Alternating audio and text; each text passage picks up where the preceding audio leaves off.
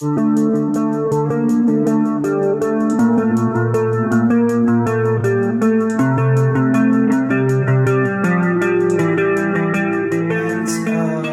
is Count Zero, and we're looking at the final of the top 4 decks of our tournament with Fadi, who was Chancellor.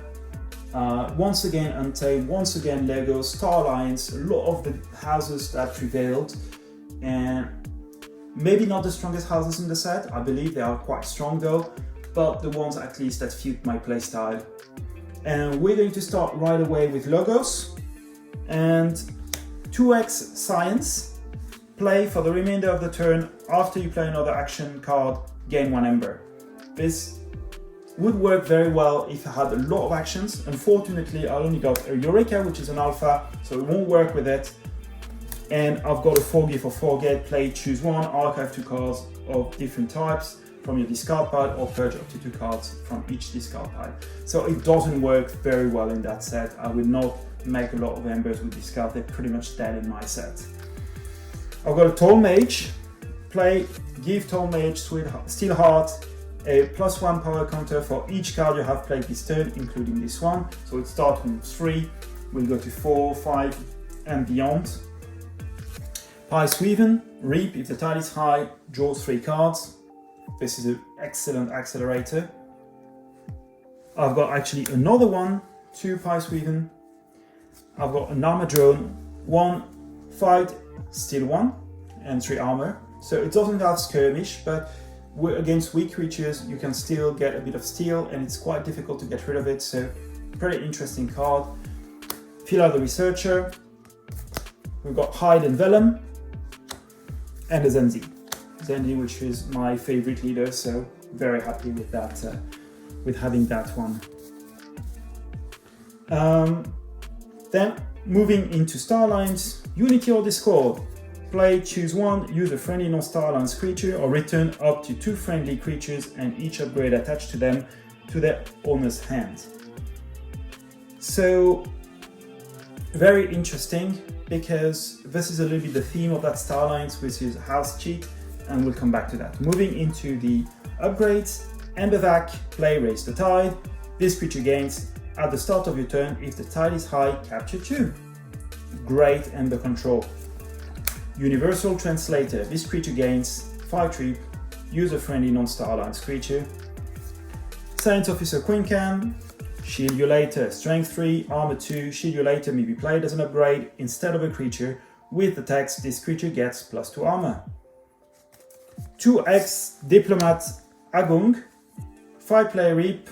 For the remainder of the turn, a friendly creature belongs to the house of your choice in addition of its other houses. So more house cheat 2 times, and a way to get all the value we can from the Hide in Vellum and all the other cool Logos creatures. CXO Tabor, same. Strength 3, 5 trip. You may use play or use a non-Star Alliance card this turn. So exactly the same thing. We're going to have the 2x Away Team, which is great for bringing back some of the upgrades we've just seen. Teresa. It may be used as if it belonged either to its neighbor's house, and it may be played as an upgrade instead of a creature. With the text, this creature may be used as if it belongs either of its neighbor house.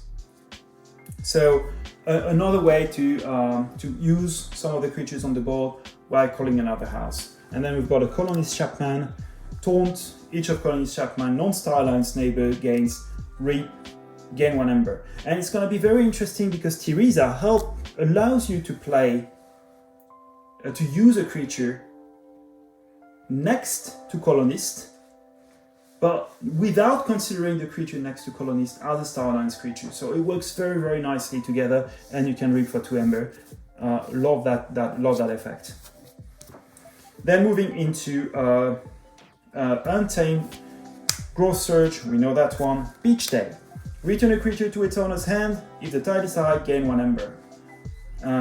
And it's going to be able to obviously bring back to hand some of your opponent's creature, but also some of the creature with a cool play effect that we have seen.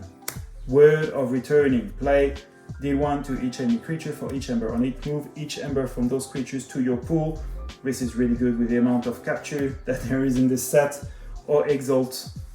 This is a very high value card. I love this. We have the Pixie. This creature gains Reap, gain 1 Ember, Ritual of Balance, Ritual of Life. Ritual of Life is a really interesting one, and especially with all the creatures in that deck, you can get a lot of value out of it. This is an artifact, action, destroy a friendly creature. If you do, return a different creature from your discard pile to your hand. So you're gonna get back some of these creatures that are destroyed, but obviously you have to destroy some of your creatures, but this is fine. We've got Kelonia, 2 strengths, elusive. After you play another creature, if the tide is high, gain 1 Ember. Witch of the Dawn, strength 3, play, return a creature from your discard pile to your hand. Mookling, your opponent keys cost +X, where X is Mookling's power. Key Frog. Spore Gorger, 4 strength, Reap, gives Spore Gorger a +1 counter. You may remove each +1 counter from your Spore Gorger. For each counter removed this way, deal 1 damage to each other creature. I realize I misplay that card all the time, but I mean, let's move on. Fadi Groon, gain 2 Ember, you know that one. So, once again, a bit of burst here. What's really interesting here is obviously the Key Frog, the Witch of the Dawn, the Kelonia, that helps you bring a bit of manipulation. The fact that with Ritual of Life you're able to destroy any creature in your set. You can also bring some of the creatures back to hand. There's a lot of very nice effects that within the scope of Untamed bring a lot of value. It's really easy with this set to burst, bring the Key Frog back to hand and find a way to kill it at some point. So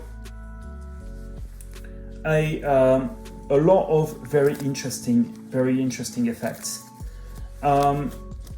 Now also, and this is also why I like this set as well, a lot of creatures with some very nice passive effects, some very nice, such as these two, some very nice active effects, such as these 5, Hide, Vellum, Piceweaven, 2 Axe, and the fact that I can use these creatures, if they stay on board, and I have, say,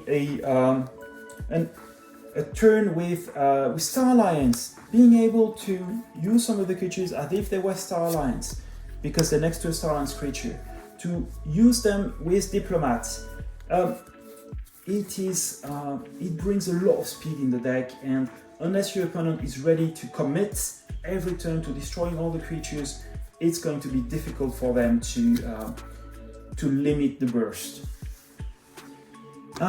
In terms of control, and this is probably where the deck has some weaknesses, to be honest, I don't have much. I've got Queen Can and the Ember Vac, but it's very conditional still, especially if Queen Can doesn't arrive early in the set. We've got the Armor Drone, obviously, and that's it. And not much control. I can get things back, but that's it. So I'm not going to, my objective with that deck is really to race as fast as I can and to use my board. If my opponent understands that and is able to deal with my board, I will be in much trouble. But these are my thoughts. I hope you enjoyed it, and I'll see you next time.